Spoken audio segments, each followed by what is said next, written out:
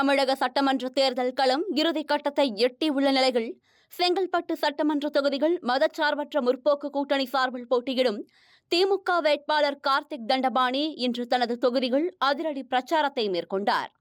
ஆத்தூர் ஊராட்சிக்கு வருகை தந்த அவருக்கு தொண்டர்கள் மற்றும் பொதுமக்கள் சார்பில் அளிக்கப்பட்ட பிரம்மாண்ட வரவேற்பு அந்த பகுதியையே விழாக்கோலமாக மாற்றியது.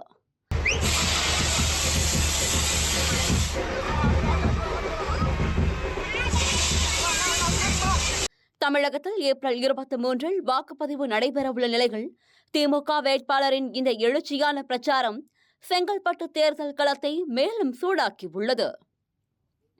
ஆத்தூர் ஊராட்சி மன்ற தலைவர் கௌதம் தலைமையில் திரண்டிருந்த தொண்டர்கள் 3 JCB இயந்திரங்கள் மூலம் வேட்பாளர் கார்த்திக் தண்டபாணி மீது மலர்களை தூவி உற்சாகமாக வரவேற்றனர். கிரேன் இயந்திரத்தின் உதவியுடன் சுமார் 20 அடி உயரமுள்ள பிரம்மாண்ட மாலையை வேட்பாளருக்கு அணிவித்து தொண்டர்கள் ஆரவாரம் செய்தனர்.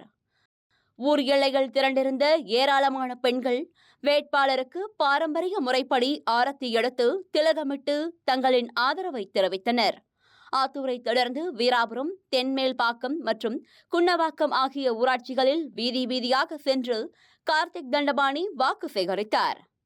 தமிழக முதல்வர் மு.க.ஸ்டாலின் அவர்கள் கடந்த 5 ஆண்டுகளில் செயல்படுத்தியுள்ள வரலாற்று சிறப்புமிக்க மக்கள் நலத்திட்டங்களை கருத்தில் கொண்டு எனக்கு வாக்களிக்க வேண்டும், பெண்களுக்கான இலவச பேருந்து பயணம், கலைஞர் உரிமை தொகை உள்ளிட்ட திட்டங்கள் அடித்தட்டு மக்களின் வாழ்வாதாரத்தை உயர்த்தியுள்ளன என அவர் பேசினார். செங்கல்பட்டு தொகுதி மக்களின் நீண்டகால தேவைகளை அறிந்து அவற்றை உடனுக்குடன் நிறைவேற்ற பாடுபடுவேன் என அவர் உறுதியளித்தார்.